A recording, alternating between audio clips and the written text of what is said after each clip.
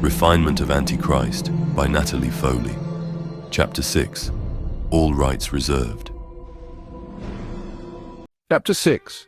Pope Benedict XVI was preparing for his usual Wednesday morning audience, which was supposed to be held in the courtyard of his summer residence at Castel Gandolfo.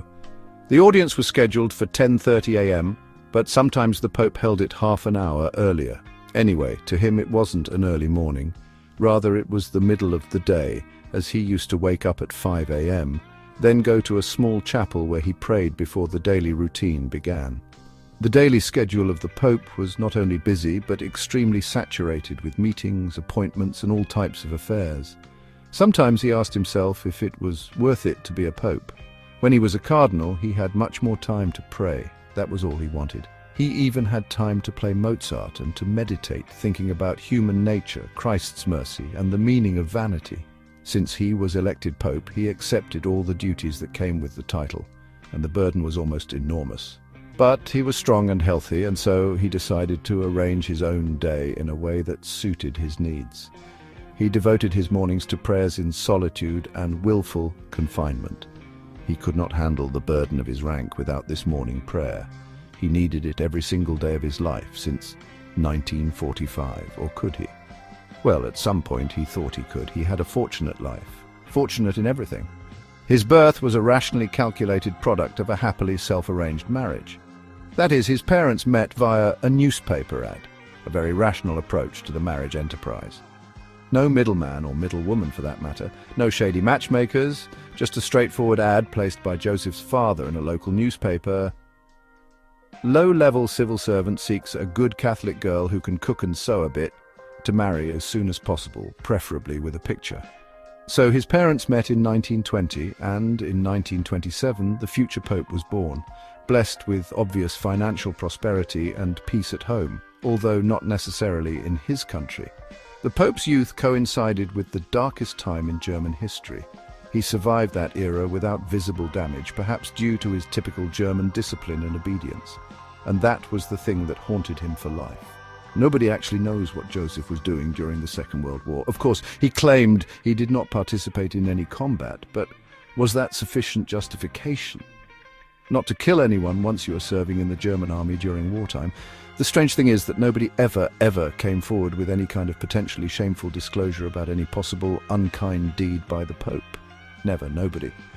And this is strange. Usually when people rise through the career ranks, they are very much exposed. Many people are usually jealous and eager to make malicious denunciations, whether true or false. But not in the case of the Pope.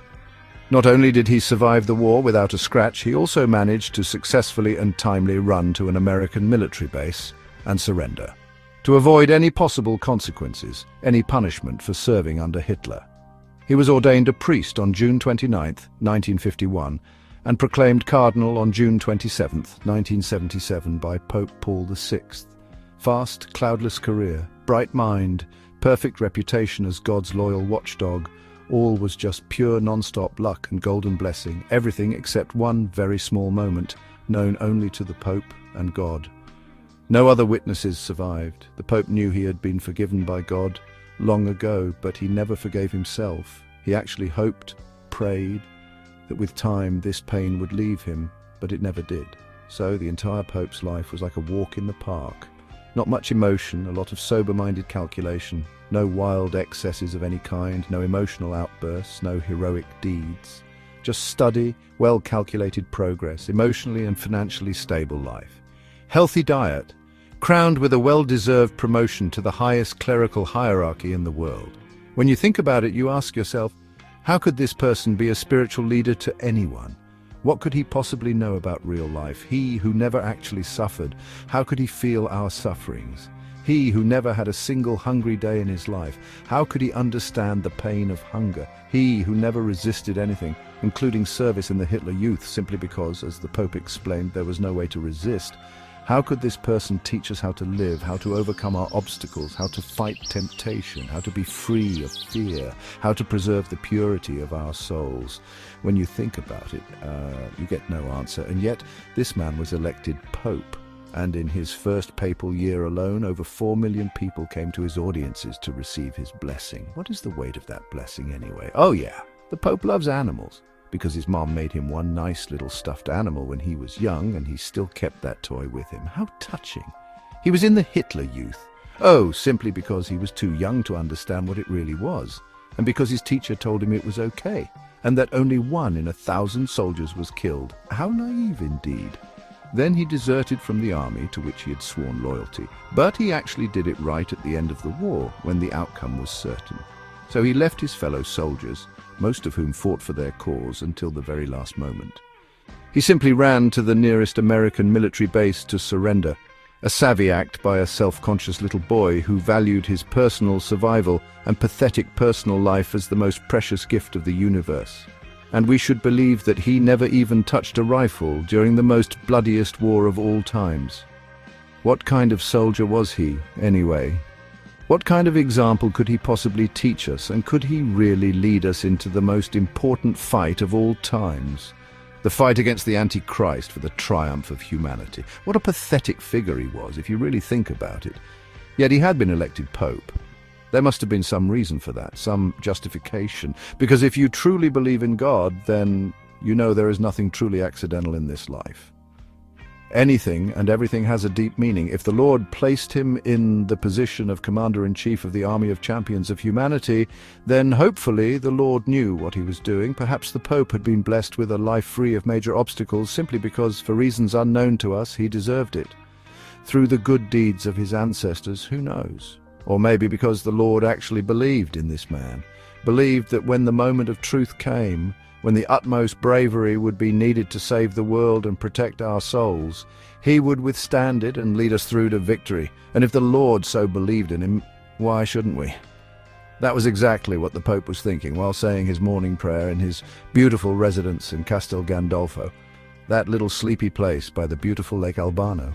The Pope knew he was fortunate in his life, and he also knew why. From a very early age, he remembered a voice telling him, "One day, you will save the world. You should be strong, you should be scared, you should be ready, and when the moment is right, you will stand still, as the whole world depends on you." Oh yes, he knew that. He had prepared himself for that moment all his life, and suddenly he got the feeling that time was coming, and he should be ready. This voice, which had guided him throughout his life, which he considered to be his guardian angel, had told him that morning, "Time is up, you'd better be ready." This feeling of imminent threat was of such gravity that the Pope knit his brow. No, he wasn't an ordinary man. Not at all. From the very first moment of his consciousness, he had always known he would be a priest. That he became the highest priest of all time made no difference to him. It was simply the logical result of his consistent service to the holy idea of Christianity. But there was something else, something he couldn't quite grasp. He knew he was too fortunate to consider it mere coincidence. He knew he had been groomed for something important in his life, and he knew more than anyone else that he had done his share of mistakes, only he had been better than most at hiding them. The fact that his mistakes, or shall we call them ugly deeds, never became public imposed upon him a much higher level of scrutiny. People who are publicly exposed are often fortunate because they have the help of their supporters or accusers to evaluate their own mistakes and come clean. That was a mercy of Christ, a blessing even. Public judgment is the best way to catharsis. It's much harder when you must do the job alone, and that was the destiny of the Pope. None of his hidden sins were ever revealed, but that didn't make them miraculously disappear. He had to deal with them on his own. And that was what he had been trying to do all his life, despite how cheerfully blessed he appeared on the surface. The key to understanding his nature lay beneath the surface. The key was in his personal battle, the one he held close for years to come, every single moment of his life. Every second there was such a wound in his soul that could not be healed, no matter how many prayers he said. The worst part of it was the fact that he knew God had forgiven him long ago, but he could not forgive himself, ever. He knew what he had done, he knew he had a choice, and he knew he chose the lowest point, non-resistance to evil. And this weakness was his personal Calvary, his personal cross, which he had carried on his back for his entire life, and the meaning of his morning prayers was always the same. He was begging God to give him a chance to wash away this disgrace from his soul, to redeem his fault. He begged for it. And every single moment of his life, he became more powerful, stronger, and more prepared for the biggest fight of his life, which he believed was now imminent. This personal inner fight was clearly visible in the Pope's eyes. That is why they seemed to be so full of love, pain, and compassion. But what is more, whenever the Pope saw someone with the same gravity or pain in their eyes, he knew immediately it was a person who deserved to be supported, as they were going through the most difficult test of all, an inner fight for the good of their soul. Actually, in his entire life, the Pope met only a few people whose eyes told him the story of titanic inner suffering. It was amazing to him to learn that people often confuse the suffering of everyday routine with the suffering for the salvation of humanity. How could he explain the difference to a mother bewailing the loss of her child, that her suffering is a blessing and that she knows nothing about real suffering? Would she understand him?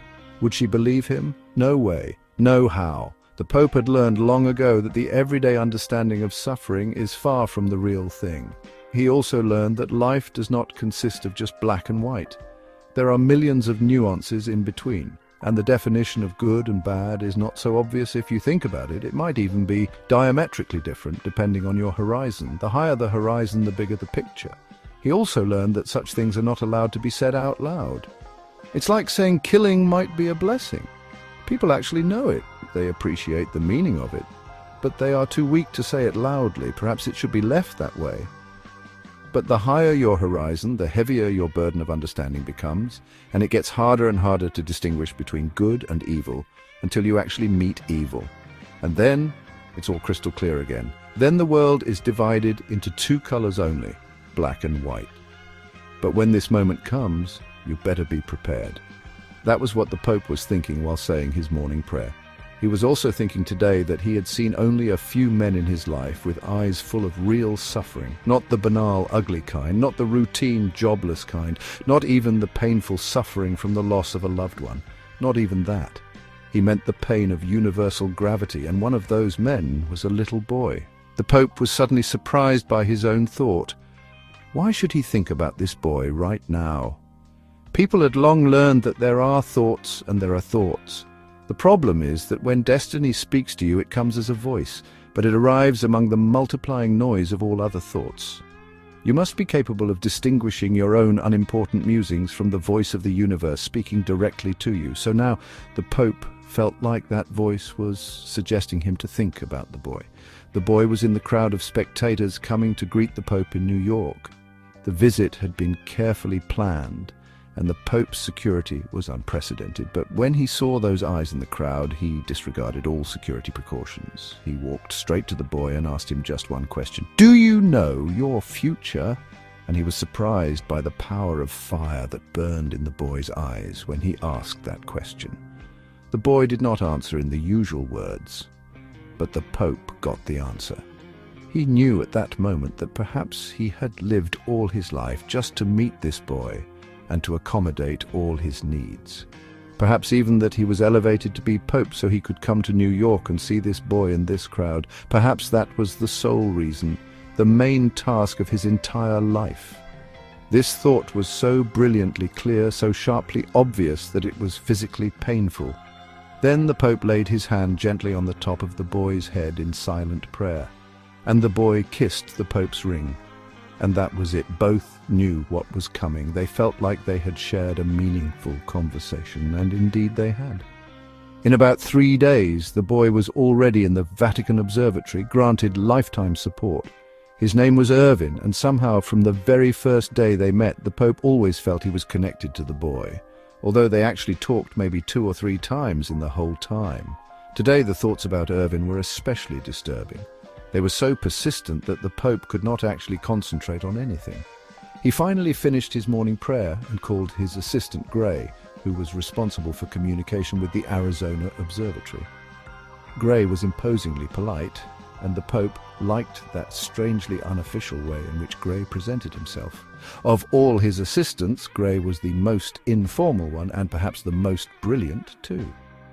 What is it, the Pope thought sometimes, that blind following of rules comes with stupidity and the rejection of routine rules comes with genius? If that's so, then how can one train a genius?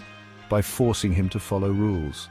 Or does forcing him to follow rules stimulate his tendency to reject them, thus supporting the growth of his genius? Then perhaps the enforcement of rules is a blessing no matter what. If you force a stupid one to comply, it's a blessing because without proper instruction, he or she would be lost. And it's a blessing for the smart ones too, because by objecting to mutually accepted rules, they perfect their intelligence and analytical skills. And by overcoming those rules, they perfect their inventiveness. But even though we know this, we cannot encourage the smart ones openly, because in doing so, the stupid ones will misunderstand and interpret such behavior as a new rule, and then will plunge into chaos. Thus, the smart ones are predestined to suffer more, and suffering is a gift. A special blessing that God gives only to the best of the best. The more he loves you, the more he gives you to suffer, because this is his way of leading you toward perfection. The Pope smiled. He knew it was impossible to say this out loud. Unfortunately, the number of stupid ones greatly outweighed the number of the smart ones. Thus, he had no chance of being understood, or rather of being understood correctly. The stupid ones would probably take his words out of context and try to impose a completely different, in fact completely wrong meaning onto each and every word. And that was why all he could say to the world in a loud way was, "A little suffering is something good." And the only opportunity he had to introduce this difficult concept to the public was the moment when he had his hand broken and people knew he was experiencing pain. Instead of showing them a grimace of suffering, he simply smiled and said, "A little suffering is also something good." It was said in a soft way, like a mother could say to her darling child, "It's good that you're a little tired. You'll sleep better." Then she would kiss the child and the child would fall into a deep, peaceful sleep, even if that child was a grown-up 40-year-old man, dead tired after 18 hours of non-stop hard work in the mine. Pope smiled again. He felt that he had so much love for the people that he was ready to kiss their heads, all of them, whisper words of support, sympathy and love, and let them go back to their peaceful sleep, so they could wake up in the morning happy, healthy and rich. He did not divide them into stupid and smart. In fact, that was just his hypothetical exaggeration. He loved them all, and he felt with them all their pain and happiness, all their struggles and successes. There was nothing in this life he wouldn't do to make them happy. Not just all of them, but each and every single man and woman on earth, as they were all as dear to him as his own dear children. But all he could do for them was to pray. And this feeling of love was so overwhelming that the Pope closed his eyes, unable to suppress the emotion. He could not resist this overflow of love, and he fell to his knees again, offering his prayers for all his children to the Lord, again and again. As he was in his favorite little chapel at that moment, the Pope bent his knees. "May you live in peace," his lips whispered, and suddenly he felt like he was stabbed in the back.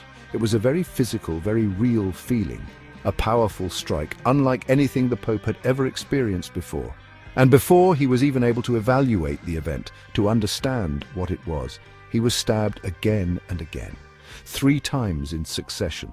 These strikes forced him down to the mosaic floor, pushed him against the wall, and finally left him lying flat next to the cross with the crucified Lord on it.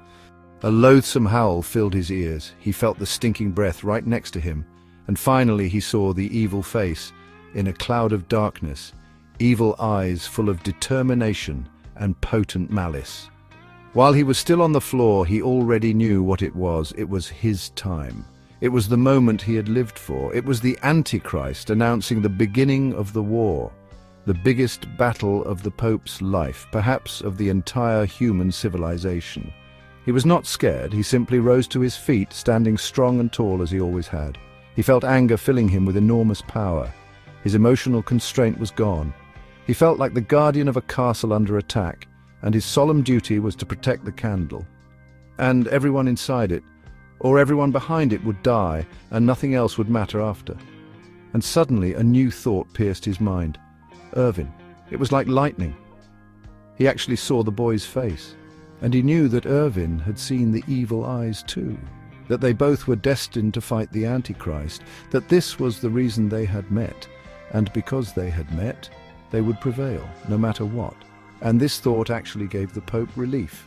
The anger faded away, but the powerful energy of unconquerable faith remained, and the Pope whispered, "I am ready, Father. I am ready. I am here. I will stand my ground."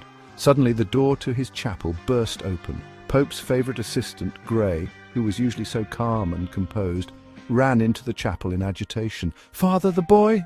"I know." The Pope calmed the air with his hand, and this gesture cooled Gray down in an instant. "The evil sign." "You know," Gray exhaled, and it sounded like relief. If the Pope knew of this horrific arrival, then he knew what to do, and the Antichrist would fail. "Now tell me, what happened with Ervin?" "He saw the sign," Gray said. "He said the Antichrist is here. This is war." "Yes," the Pope confirmed. "You may go now." "Should I cancel your audience today at 10? "Yes," the Pope said. "This audience and all subsequent ones until my special order. All other meetings shall be abolished too. I will not be taking any new appointments from now on, until further notice." "Yes, Father." Gray bowed low and left without asking any unnecessary questions. Any question now would have been a nuisance, and he knew that.